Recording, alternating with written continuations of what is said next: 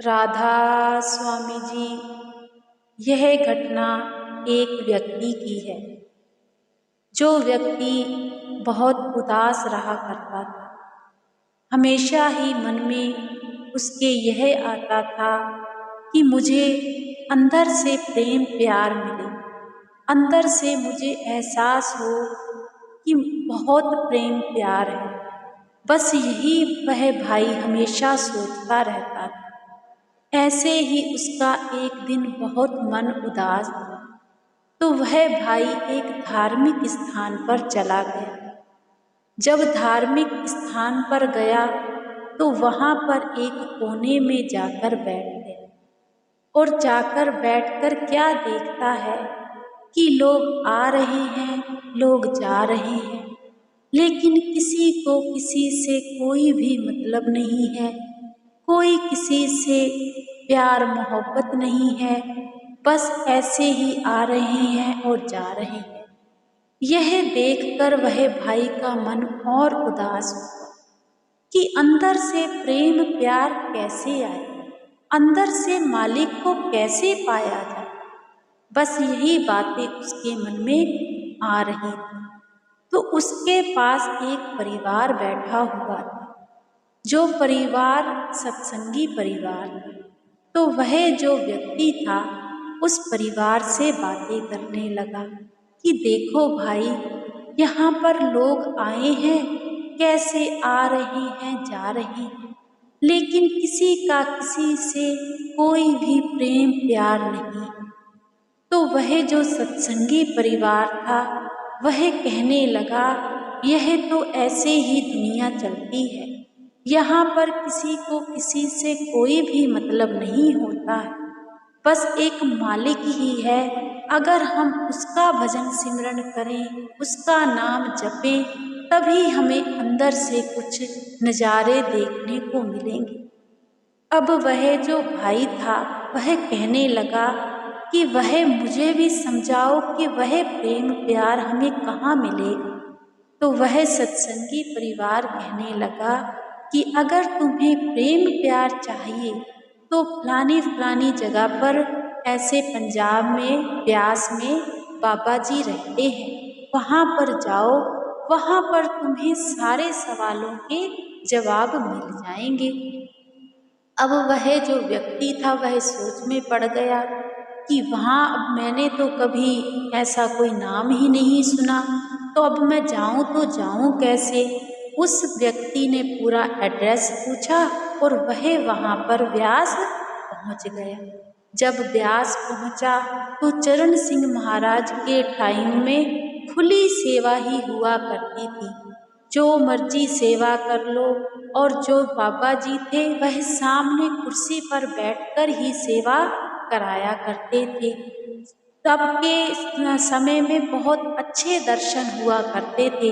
सावन सिंह महाराज के टाइम में भी ऐसे ही होता था और चरण सिंह महाराज के टाइम में भी ऐसे ही होता था। अब वह भाई सेवा करने लगा।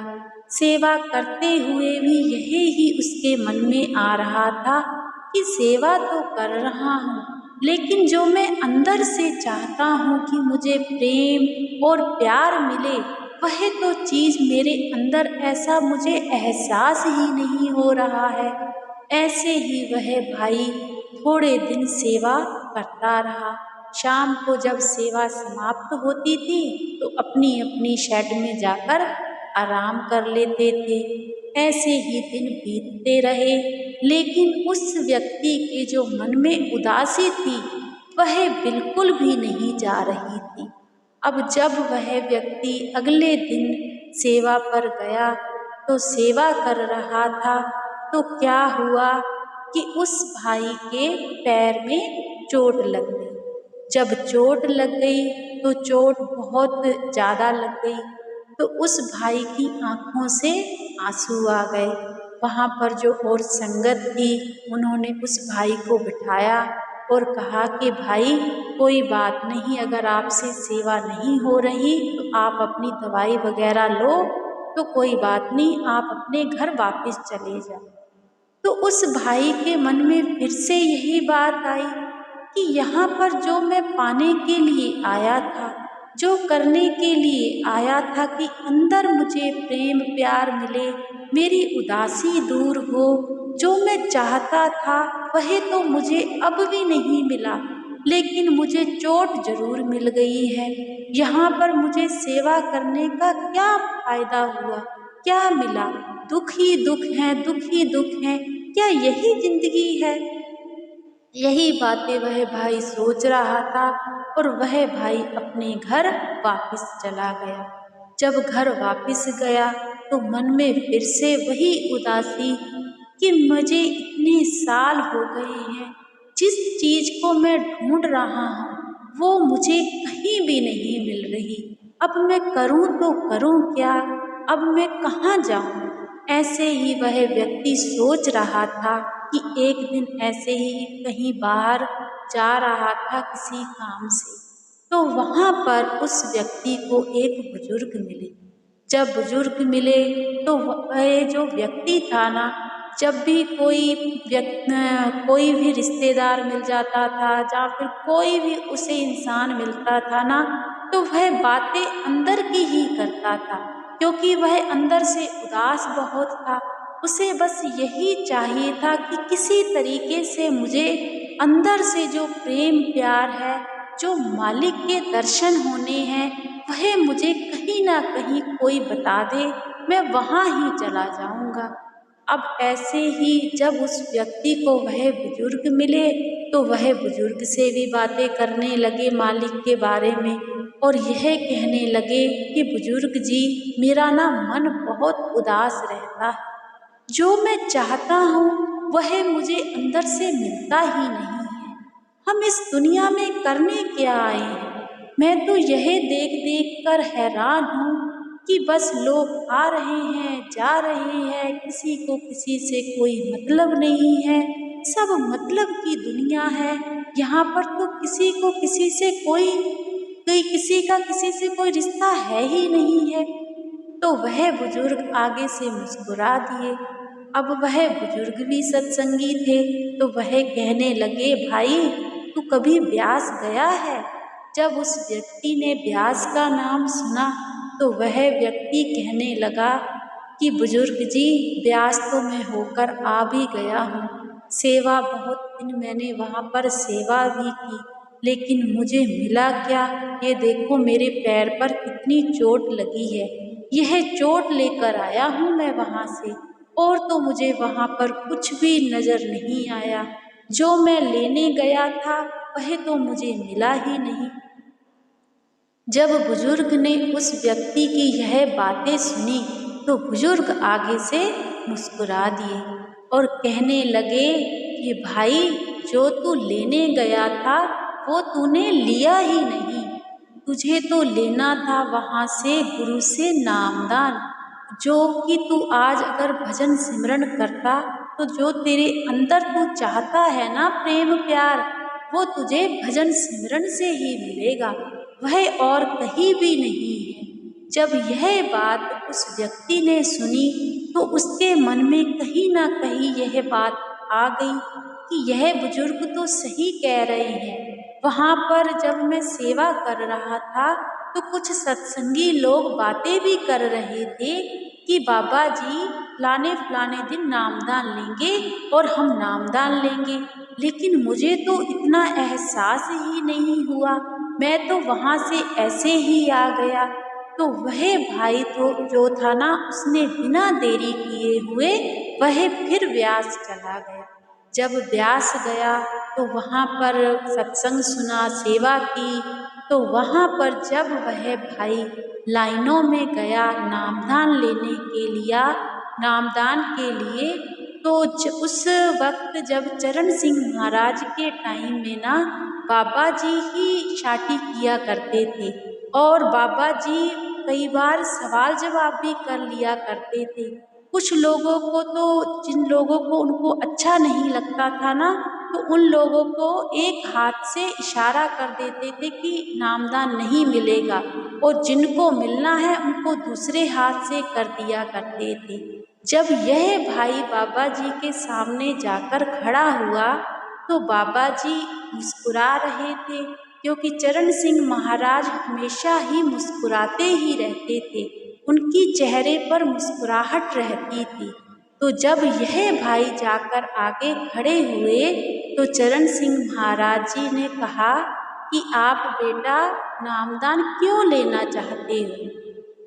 तो वह व्यक्ति कहने लगा कि बाबा जी, मुझे नामदान अंदर प्रेम प्यार चाहिए, मैं अंदर से प्रेम प्यार चाहता हूँ। तो चरण सिंह महाराज कहने लगे कि भाई प्रेम प्यार तो एक ही चीज़ से मिल सकता है।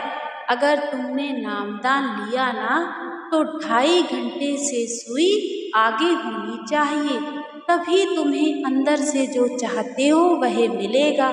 तो वह जो व्यक्ति था वह कहने लगा कि बाबा जी, आप जैसा कह रहे हो मैं वैसा ही करूँगा। और भी चरण सिंह महाराज जी ने उससे बातें की तो उस भाई को नामदान मिल गया। जब नामदान मिल गया तो वह भाई बड़ा खुश घर वापस आ गया। तो 1-1.5 महीना उस व्यक्ति ने अपना भजन सिमरन किया, लेकिन 2.5 घंटे वह भजन सिमरन पर नहीं बैठ पाता था। कभी उसके शरीर में कहीं दर्द होने लगती थी, कभी कुछ होने लगता था। तो वह जो व्यक्ति था 2.5 घंटे से भजन सिमरन ऊपर कर ही नहीं पाता था।